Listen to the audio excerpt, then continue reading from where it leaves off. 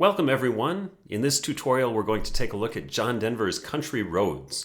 It's a wonderful song and a pretty easy one to play. It's only got 5 chords in total. We're going to start by going through the melody. After that we'll talk about the chords and how to build them, and then look at some figuration that we can use in order to make those chords sound even more interesting. After that we'll put that all together and talk about a few performance tips in order to help you sound even more like a professional when you play this song. So let's go ahead and start by taking a look at the melody.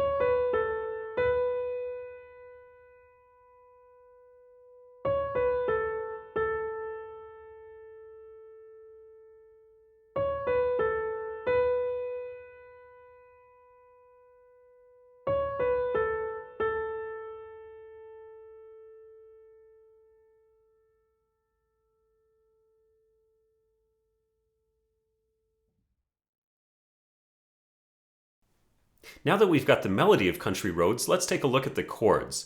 We start with an A major chord. I'm going to play it down here, starting on this A. All we have to do to build an A major chord, or any major chord, remember, is to start with the bottom note of the chord, the root, and count up 4 half steps plus 3. So I'm going to count 1, 2, 3, 4, 1, 2, 3, and that gives me the notes of my A major chord. My second chord is an F sharp minor chord. That sounds scary, but it's not at all. I start on the F sharp. I'm going to count 1, 2, 3 half steps for a minor chord, followed by 4. 1, 2, 3, 4. And there's my F sharp minor chord.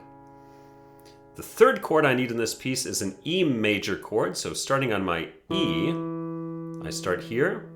1, 2, 3, 4 half steps, and 1, 2, 3 to build a major chord.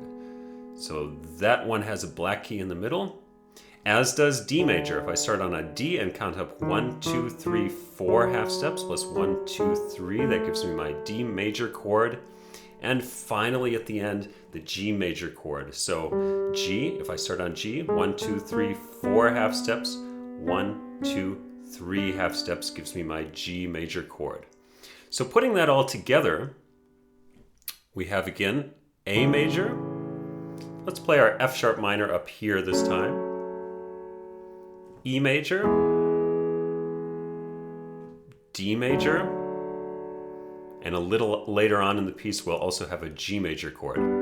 So those are really the only chords that you need to know in order to play this entire piece. Now let's talk about how we make those chords sound a little more interesting. Of course, if you know the original version of this song, there's some strumming on the guitar. It's primarily a guitar song and not really a piano song, but it works perfectly well on the piano. And the figuration that I use on every chord in order to make the chord sound a little bit more like the strumming of a guitar is what we would call in classical music an Alberti bass. That's a particular pattern of notes, which means if I'm taking the notes of the A major chord, I'm going to play bottom, top, middle, top. And once again, from the A major chord, here are the notes of my A major chord, and I'm just going to play the order bottom, top, middle, top. So in every measure, on every chord, I can do this exact same figuration, and that will already give me a really interesting accompaniment that when we put it together is going to sound something like this.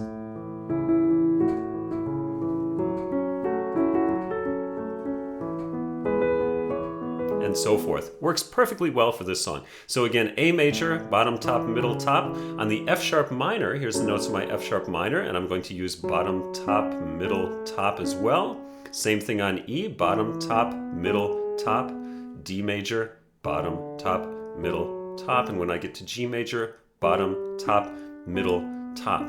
Now in terms of the rhythm, every one of these notes of the chord, the bottom, top, middle, top, is just going to be one beat. So in a measure with 4 beats, all of our measures have 4 beats in this piece. I'm just going to count 1, 2, 3, 4.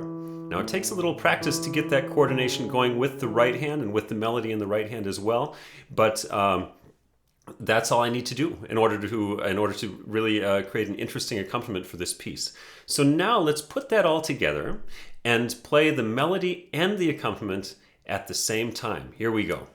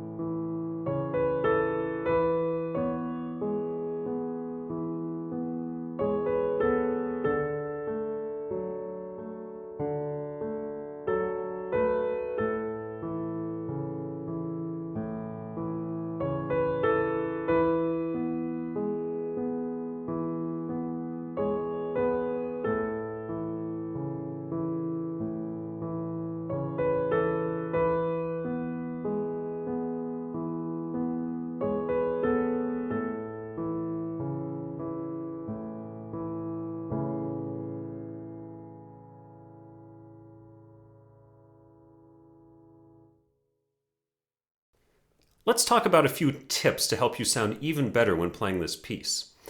Many people find it difficult to coordinate the left hand along with the syncopations in the right hand, these notes that come in between the notes of the left hand. One of the things you can do to help train that ability is to tap the rhythm that each hand plays instead of playing it. That will make it a little easier at first to focus on the rhythm without having the added difficulty of playing the notes as well. So for example, at the beginning of the piece, if I were to tap out the first 4 measures, I start with my left hand,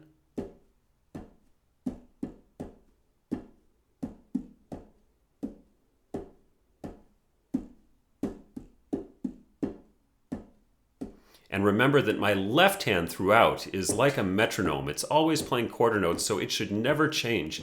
The notes in the right hand occasionally have to come in between the notes of the left hand, but the left hand stays steady throughout this entire piece. It's like a clock, it's like a metronome, just continuing on no matter what.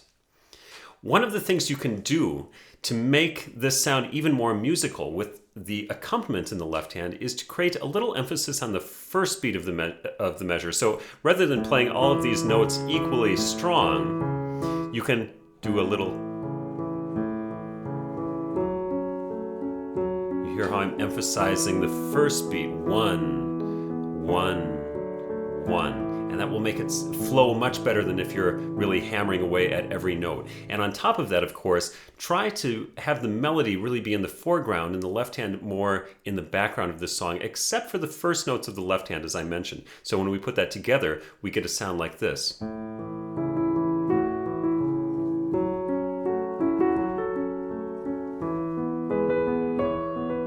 Rather than